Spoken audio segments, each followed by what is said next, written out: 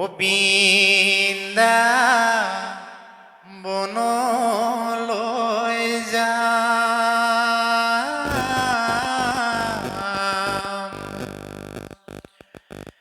গোসাঁইক দেখিবলৈ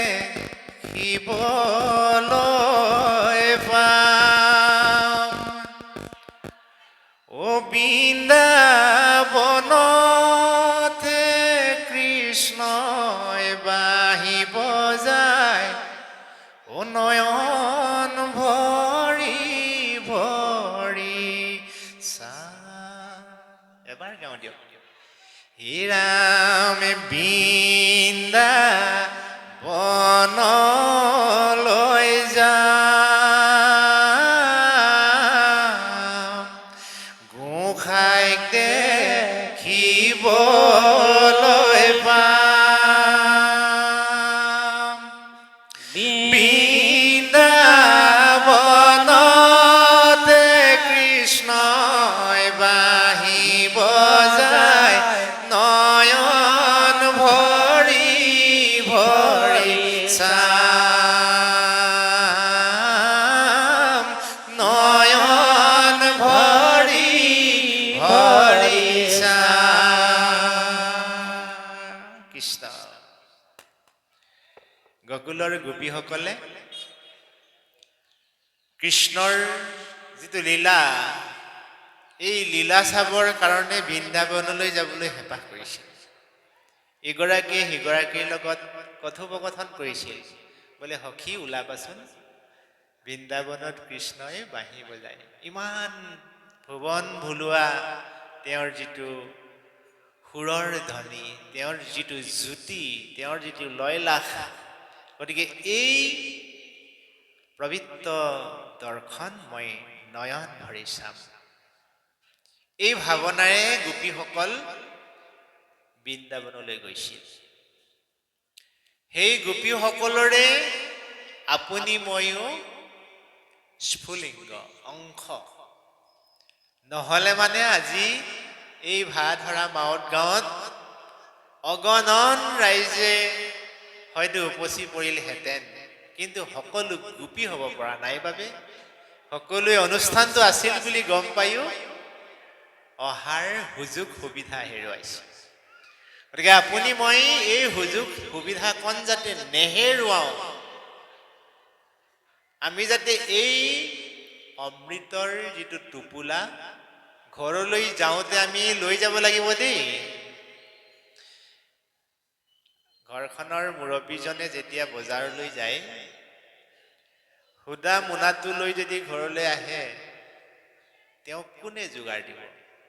খোৱা বস্তুৱেই হওক, বাকী বস্তুৱেই হওক, ঘৰখনৰ প্ৰয়োজনীয় বস্তুকেইটা তেওঁ লৈ আনিব লাগিব। অৰ্থাৎ আপুনি মই ঘৰখনৰ প্ৰয়োজনীয় বস্তুকেইটা নামঘৰৰ পৰা যাওঁতে ঘৰলৈ লৈ যাব লাগিব। এই প্ৰয়োজনীয় বস্তু কি? জীৱন উত্তৰণৰ আহিলা। হে মনুষ্যগণ, জীৱন উত্তৰণৰ আহিলা যদি তুমি বিচাৰি চলাথ কৰিছা, হাৱা ধৰি খাই ফুৰিছা, তেতিয়াহ'লে তুমি এই কথা কেইষাৰ শুনা। অ জয় জয় কৃষ্ণ যাৰ স্মৰণ, মংগল জাগ যোগাদিৰো হৰি নাম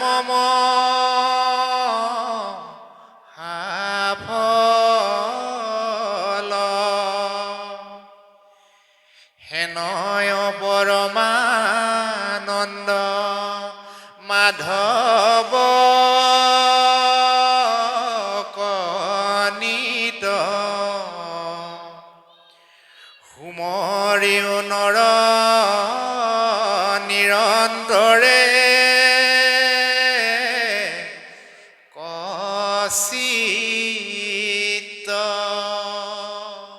হে জীৱশ্ৰেষ্ঠ নৰসকল, হে মনুষ্যগণ, তুমি যদি সঁচাকৈ জীৱনটো মহীয়ান কৰিম বুলি ভাবিছা, তেতিয়াহ'লে যাক যোগাদিৰো শীৰ্ষত যিজন অধিষ্ঠিত হৈ আছে পৰম ব্ৰহ্ম ভগৱন্তৰ, যাৰ নামেই হৈছে মহাফল, সেইজন অনাদি অনন্ত শ্ৰীহৰিক তুমি একচিত্তে হুমৰা মানে মনত পেলোৱা।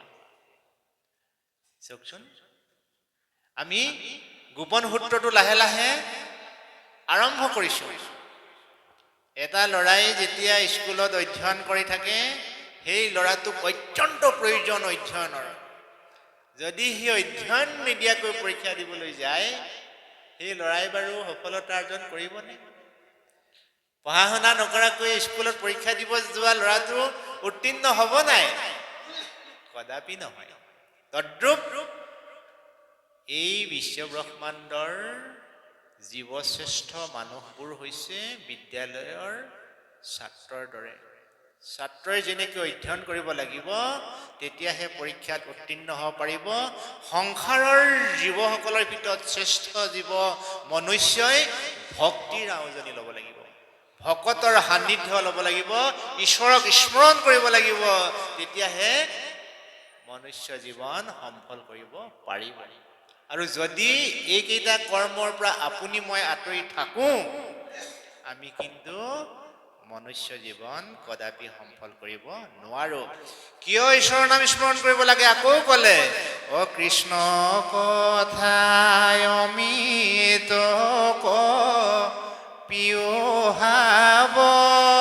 পিয়হাবধানে কৰিও যতনে যাবে প্ৰাণ থাকে মানে। ঘূৰ কলি যুগে মলমতি মনুষ্যৰ নাহি আন ধৰ্ম হৰি কীৰ্তন তপৰ। হে মনুষ্যগণ, সময়ৰ লগে লগে মানুহৰ মনবোৰ সলনি হৈ যায়। যেনেকৈ আপুনি মই যেতিয়া ল'ৰালি কালত ধূলি বালি খেলি ভাল পাইছিলোঁ, নহয়নে? অকণমান ডাঙৰ হোৱাৰ পিছত দৰা কইনা খেলি ভাল পাইছিলোঁ, নহয়নে? অকণমান পিছত আমি ডাঙৰ ডাঙৰ কৰ্মৰ সপোন দেখি ভাল পাইছিলোঁ, নহয়নে? কিন্তু যেতিয়া আমি ডাঙৰ হৈ যাওঁ, উপযুক্ত বয়স হৈ যাওঁ, আমি শৈশৱত কৰি অহা কৰ্মবিলাকৰ ভিতৰত যিটো কৰ্মত আপুনি মই একাত্মবোধেৰে লাগিছিলোঁ, সেই কৰ্মটোলৈকে আমি ধাৱমান হওঁ। তদ্ৰূপ এই সংসাৰখনত 4টা যুগৰ কথা উল্লেখ হৈছে: সত্য, ত্ৰেতা, দ্বাপৰ আৰু কলি। এই 4 যুগত পৰম ব্ৰহ্ম ভগৱন্তক আৰাধনাৰ শিতানবিলাক সুকীয়া সুকীয়া। সত্য যুগে ধ্যান, ত্ৰেতা যুগে যজ্ঞ, দ্বাপৰ যুগত পূজা,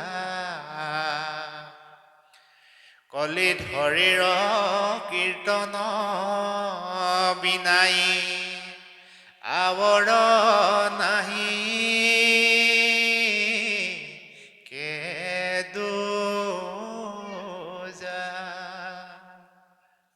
এই যে গোপন সূত্ৰ, এই যে গুহ্যৰো গুহ্য অমৃতত্ব কথা আমাক অৱতাৰী পুৰুষ গুৰু শ্ৰীমন্ত শংকৰদেৱে দি গৈছিল। কেনেকে ক'লে যে হে মনুষ্যগণ, সত্য যুগত ঈশ্বৰ প্ৰাপ্তিৰ বাবে ধ্যান কৰিব লগা হৈছিল, ত্ৰেতা যুগত ঈশ্বৰ প্ৰাপ্তিৰ বাবে যজ্ঞ কৰিব লগা হৈছিল, আৰু সেই ঈশ্বৰৰ কৰুণাময়ে দ্বাপৰ যুগটোক পূজা পাতলৰ বাবে দায়িত্ব দিছিলে। গতিকে দ্বাপৰ যুগত মানুহে পূজা পাতলৰ দ্বাৰাই মনৰ আশা পূৰণ কৰিছিল। কিন্তু কলি যুগ হোৱাৰ লগে লগে যদি সেই সত্য, ত্ৰেতা, দ্বাপৰ আহিলাকেইটা কলি যুগৰ মানুহে প্ৰয়োগ কৰে, তেতিয়া একো ফল নধৰিব। উদাহৰণস্বৰূপে আমাৰ সমাজখনত এটা দিন আছিল, বাঁহেৰে কাঠেৰে পাতেৰে ঘৰ সাজিছিল, এতিয়া আপুনি মই বাৰু সেই বাঁহ পেট কাঠ ব্যৱহাৰ কৰি চালি বনাই জীৱন নিৰ্বাহ কৰিছোঁ জানো? সময় গতিশীল নহয়নে? আগত ইটা নাছিল, টিংপাত নাছিল, লোহাৰ নাছিল, চিমেণ্ট নাছিল, আছিল যদিও যথেষ্ট অসুবিধা আছিল, অৰ্থৰ কথা আছিল, সুবিধাৰ কথা আছিল, যাৰ কাৰণে তেওঁলোকৰ সেইখিনি গৰাকী হ'বলৈ সম্ভৱ নহয়। আপোনজনৰ ওচৰলৈ যাবলৈ বাট কৰি পাই খোজকাঢ়ি যাব লগা হৈছিল, ঘোঁৰা গাড়ীত গৈছিল, গৰু গাড়ীত গৈছিল, চাইকেলত গৈছিল, নাৱত গৈছিল, ডোলাত গৈছিল। সময়ৰ লগে লগে সেইবিলাক পৰিৱৰ্তন হৈ হৈ বাইক ওলালে, গাড়ী ওলালে, এতিয়া এৰোপ্লেন ওলালে। আপোনজনক খবৰ দিবলৈ চিঠি এখন লিখি পেলাই বহুদিন বাট চাই থাকিব লগা হৈছিল। জানোচা চিঠিৰ উত্তৰ আহে, খবৰ আহে, কিন্তু সময়ৰ লগে লগে এক মুহূৰ্তত আপোনজনক নিজৰ মনৰ কথাখিনি ক'ব পৰা সামৰ্থ্য হ'ল। এয়াই হৈছে সময়ৰ পৰিৱৰ্তন। গতিকে এই সময়ৰ পৰিৱৰ্তনত আপুনি মই যদি সহযোগিতা কৰোঁ, তেতিয়াহ'লে আমি হ'ম বুদ্ধিমান। আৰু এই সময়ত আপুনি মই যদি সহযোগিতা নকৰি আদিম যুগৰ দৰে জীৱন নিৰ্বাহ কৰোঁ, আমি হ'ম অজ্ঞ। কিন্তু আমি যে অজ্ঞ হৈ আছো সেই কথাষাৰ গুৰুজনাই গম পাইছে। কেনেকে গম পাইছে? কলিত শৰীৰ কীৰ্তন বিনাই আৱৰ নাহিকে দুজা। হে মনুষ্যগণ, কলি যুগ আৰম্ভ হোৱাৰ লগে লগে তুমি দ্বাপৰ যুগত কৰি অহা বিধি বিধানবিলাক পৰিহাৰ কৰা। কিন্তু আমি অতি দুৰ্ভগীয়া, আমি দ্বাপৰ যুগত কৰি অহা বিধি বিধান এতিয়াও পৰিহাৰ কৰিব পৰা নাই। ভাগৱতে কিন্তু কৈছে যে তুমি যদি এতিয়া সেই বিধি বিধান কৰি আছা, তুমি কিন্তু ফল নোপোৱা। গতিকে আমাৰ উদ্দেশ্য কি? আমাৰ উদ্দেশ্য হৈছে কলিযুগত পৰম ব্ৰহ্ম ভগৱন্তৰ গুণনামত আশ্ৰয় লোৱা। গুণনামত দেই। এতিয়া আমি যদি আমাৰ কল্যাণৰ হকে আমি যদি জীৱ এটা বলি দিবলৈ যাওঁ, তাতকৈ মহাপাপৰ কাম আৰু ধৰ্মশাস্ত্ৰত নাই বুলি কৈছে। কিবা কাৰণত আপুনি মই যদি এতিয়াও হাঁহ এটা, পাৰ এটা, ছাগলী এটা বলি দি আমাৰ কল্যাণৰ কথা ভাবি আছো, তেতিয়াহ'লে সেই কৰ্মটো আপুনি আজিয়েই পৰিহাৰ কৰক, আজিয়েই পৰিহাৰ কৰক। ধৰ্মগ্ৰন্থই কৈছে। এয়া কোনো মন মাউতে কোৱা কথা নহয়। মহাপুৰুষ গুৰু শ্ৰীমন্ত শংকৰদেৱে মানৱ জাতিক বুজাই দিলে যে কলিযুগ অহাৰ লগে লগে মানুহৰ মনবিলাক অস্থিৰ হ'ব, মানুহৰ মনবিলাক বিভ্ৰান্তি হ'ব, মানুহৰ মনবিলাক খেলি মেলি হ'ব।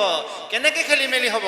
দিন ভৈলে ধন কুটুম বৰ চিন্তা কৰে, অনিদ্ৰা স্ত্ৰী আলাপনে ৰাতি আয়ু হৰে,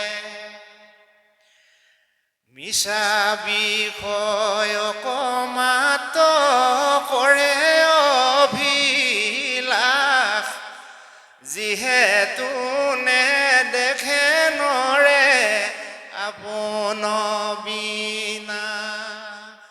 আপুনি মই বাৰু তাতেই ব্যস্ত হৈ থকা নাইনে? দিন হোৱাৰ লগে লগে ক'ত টকা পইচা দুটা পাওঁ, কেনেকে মোৰ ল'ৰাটোক, মোৰ মানুহগৰাকী, মোৰ পৰিয়ালটোক চহকী কৰোঁ, এই ভাৱনাই আমাক আমনি কৰে। নিদ্ৰা ইষ্টি আলাপনে ৰাতি আয়ু হৰি, এইখিনি কথাটো ক'বই নালাগে, সকলোৱে বুজি পাইছোঁ ৰাতিটো আমি কেনেকৈ পাৰ কৰিছোঁ। মিছা বিষয়ক মাত্ৰ ক্ৰয় অভিলাষ, এইবিলাক বোলে সকলোবোৰ মিছা। আৰু এই মিছা মিছা মিছা মিছা মিছা মিছা মানে কি?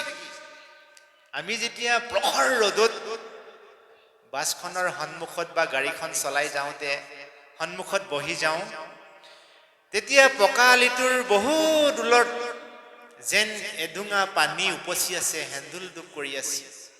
আপুনি মন কৰিবচোন, বৰ প্ৰখৰ ৰ'দত যেতিয়া ড্ৰাইভাৰৰ ওচৰত আমি বহি থাকোঁ, তেতিয়া দেখিম যে সেই আলিবাটটোৰ বহু নিলগত যেন এডৰা পানীয়ে উপচি হেলুক ঢেলুক কৰি আছে।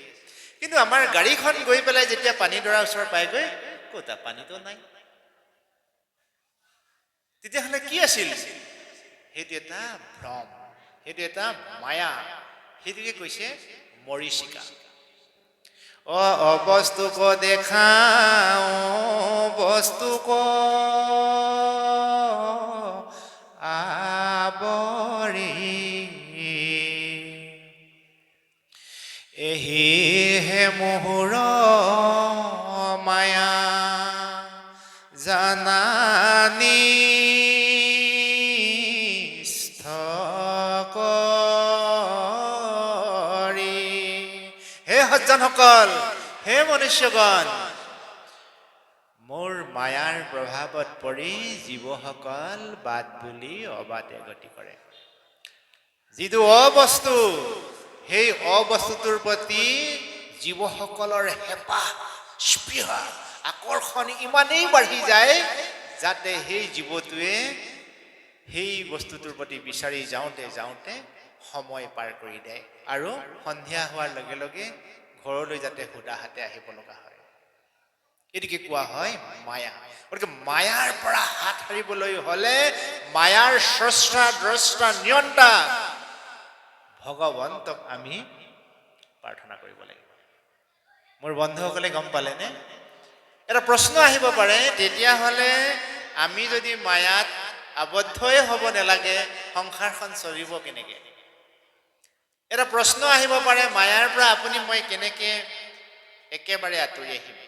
এই প্ৰশ্নবিলাকৰ উত্তৰ তাতেই সোমাই আছে যে হে মনুষ্যগণ, এই যে পাতিটো দেখিছে, এই ঘটিটোত যিমানখিনি পানীৰ প্ৰয়োজন ইমানখিনিলৈকে তুমি ভৰাই থাকা, ইয়াত কোনো আপত্তি নাই। কিন্তু পানীটো ভৰ্তি হোৱা গম পায়ো মই যদি ইয়াত পানী ঢালিয়ে থাকো সেই পানীখিনি কামত খাটিব নাই, নহয়নে? তোমাক সংসাৰত চলিবৰ কাৰণে যিমানখিনি তোমাৰ মায়াৰ প্ৰয়োজন, সেই মায়াখিনি তুমি ৰাখা, সেই মায়াখিনি তুমি লোৱা, কিন্তু সেই মায়াখিনিতকৈ তুমি অধিক মায়াৰ প্ৰতি আকৰ্ষিত হোৱাৰ কাৰণেহে তোমাৰ যিমানখিনি মায়াৰ প্ৰয়োজন আছিলে সেইখিনি অথলে গৈছে। এতিয়া আমি জীৱশ্ৰেষ্ঠ মানুহবিলাকে আত্ম উপলব্ধি, আত্মচেতনাবোধ, আত্মনিয়ন্ত্ৰণ যদি কৰিব জানো, তেতিয়াহ'লে আমি জীৱ তৰিব পাৰিম। আৰু ধৰ্মগ্ৰন্থ অধ্যয়নেই হওক, সংস্পৰ্শই হওক, ধৰ্মগ্ৰন্থৰ সান্নিধ্যই হওক, আমি যদি লাভ কৰোঁ, আমি যদি ইয়াৰ গৃহ্য তত্ত্ব উপলব্ধি কৰিব পাৰোঁ, তেতিয়াহ'লে আমি আচলতে নিজক নিয়ন্ত্ৰণ কৰিব পাৰিম, নিজক আমি সুন্দৰকৈ পৰিচালনা কৰিব পাৰিম। আৰু যদি আমি এইখিনিকে নকৰোঁ, তেতিয়াহ'লে কিন্তু আমাৰ জীৱনটো আমিও অইন মানুহৰ দৰে আধৰুৱা কৰিব লাগিব।